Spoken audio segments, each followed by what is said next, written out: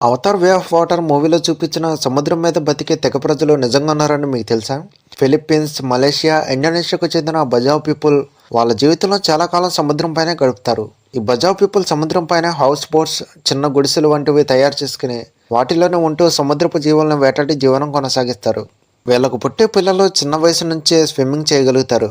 ఒకసారి ఒక సైంటిస్ట్ బజావ్ పీపుల్ని స్టడీ చేయడానికి వెళ్ళినప్పుడు బజావ్ పీపుల్ అండర్ వాటర్లో 13 నిమిషాల వరకు బ్రీత్ని హోల్డ్ చేసి ఉండగలరు అని తెలుసుకున్నాడు. కొంతమంది దీన్ని ప్రాక్టీస్ వల్ల వచ్చింది అనుకుంటారు, కానీ కాదు. ఒక రీసెర్చ్ వల్ల తెలిసిందేంటంటే వీళ్ళకు ఉండే స్ప్లీన్స్ నార్మల్ హ్యూమన్స్ సైజ్ కంటే పెద్దగా ఉన్నాయని. ఇవి వీళ్ళకి నీటిలో ఎక్కువసేపు ఉండటానికి వీలు కల్పిస్తుందని కనుక్కున్నారు. ఆల్బర్ట్ ఐన్స్టీన్ తన చివరి మాటలు. ఆల్బర్ట్ ఐన్స్టీన్ ప్రపంచంలోనే గొప్ప శాస్త్రవేత్త, కానీ చివరిగా ఆయన చనిపోయే ముందు ఏం మాట్లాడారో ఎవ్వరికీ తెలియదు. 1955లో ఐన్స్టీన్ తన మరణానికి దగ్గరగా ఉన్నప్పుడు తన ఊపిరి ఆగిపోయి కొన్ని క్షణాల ముందు అక్కడ ఉన్న నర్సుతో తన చివరి మాటలు మాట్లాడాడు. కానీ ఆ మాటలు ఆయనతో పాటే సమాధి అయిపోయాయి. ఎందుకంటే అక్కడ ఉన్న నర్సుకి ఐన్స్టీన్ మాట్లాడిన జర్మన్ భాష తెలియదు. ఐన్స్టీన్ వంటి గొప్ప సైంటిస్ట్ మాట్లాడిన చివరి మాటలు తెలుసుకోకపోవడం బాధాకరం. ఐన్స్టీన్ నర్సుతో ఏం మాట్లాడి ఉంటాడో కామెంట్ చేయండి.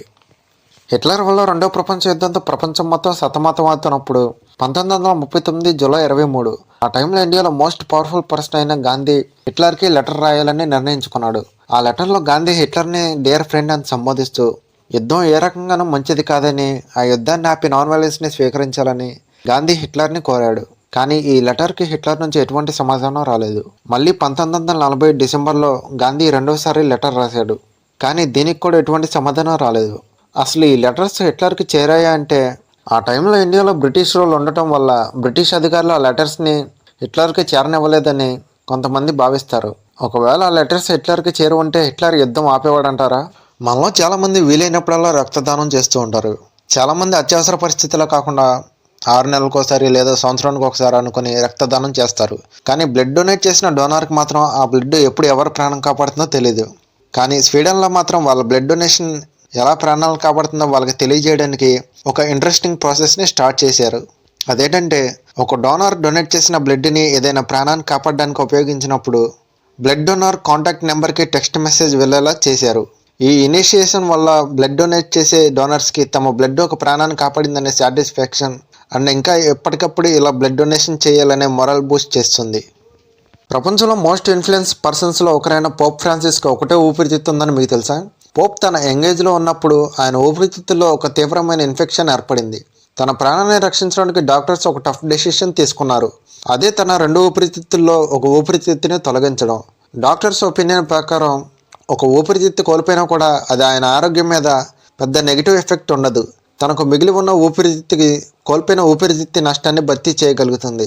కానీ తను తక్కువ ఎయిర్ కెపాసిటీ మాత్రమే ఉండటం వల్ల కఠినమైన ఎక్సర్సైజులు చేయలేడు. నెమ్మదిగా మాత్రమే మాట్లాడగలడు. మనిషి చరిత్రలోని 5,000 సంవత్సరాల్లో అనేక వ్యాధులు మానవాళిని వణికించాయి. బ్లాక్ డెత్ నుండి ఫ్లూ వరకు ఈ వ్యాధులు నాగరికతల రూపాన్ని మార్చాయి. కోట్లాది మంది ప్రాణాలను బలికొన్నాయి. అయితే వీటిలో ఒకే ఒక్క వ్యాధి మాత్రం పూర్తిగా నిర్మూలించబడింది. అదే స్మాల్ పాక్స్. స్మాల్ పాక్స్ మానవాళికి తెలిసిన అత్యంత ప్రాణాంతకమైన వ్యాధుల్లో ఒకటి. దీని నుండి బయటపడిన వారు నొప్పులతో పాటు శరీరంపై గాఢమైన మచ్చలతో బతకాల్సి వచ్చేది. ఈ వ్యాధి చాలా పురాతనమైనది. దాదాపు 10,000 సంవత్సరాల క్రితంది. 18వ శతాబ్దానికి వచ్చేసరికి స్మాల్ పాక్స్ యూరోప్లోని సంవత్సరానికి 4 లక్షల మంది ప్రాణాలను తీసింది. ఇది రిచ్ అయినా పూర్ అయినా ఎవరిని వదిలేది కాదు.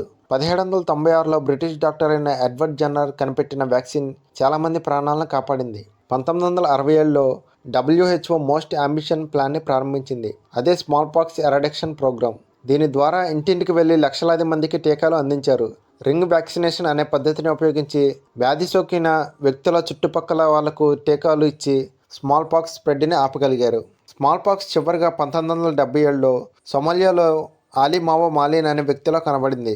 ప్రపంచవ్యాప్తంగా ఉమ్మడి కృషితో స్మాల్ పాక్స్ను 1980 మే 8న పూర్తిగా నిర్మూలించినట్టు అధికారికంగా ప్రకటించారు. ఇదే ఇప్పటివరకు పూర్తిగా నిర్మూలించిన ఏకైక వ్యాధి. ఒకప్పుడు మహేష్ బాబు గారు చైన్ స్మోకర్ అని మీకు తెలుసా? ఎంతలా అంటే డైలీ 2-3 ప్యాకెట్స్ సిగరెట్స్ తాగేవారంట. తర్వాత స్మోకింగ్ హ్యాబిట్ మంచిది కాదని అర్థం చేసుకుని మానేద్దామని ఎంత ట్రై చేసినా కానీ తన వల్ల కాలేదు. ఒకసారి మహేష్ బాబు గారి ఫ్రెండ్ ఒక బుక్ ఇచ్చారు. ఆ బుక్ చదివిన తర్వాత మహేష్ బాబు గారు స్మోకింగ్ కంప్లీట్గా మానేశారు. ఇక అప్పటి నుంచి మహేష్ బాబు గారు స్మోకింగ్ చేయలేదు. ఆన్ స్క్రీన్ మీద కూడా స్మోకింగ్ చేసే సీన్స్ చేయకూడదని డిసైడ్ అయ్యారు. గుంటూరు కారం సినిమాలో చూపించింది ఆయుర్వేదిక్ పీడి. ఇంతకీ ఆ బుక్ ఏంటంటే the easy way to stop smoking by Allen Carr. Smoking అలవాటై దాని నుంచి బయటపడలేని వారికి మహేష్ బాబు గారు ఈ బుక్ చదవమనే రికమెండ్ చేశారు.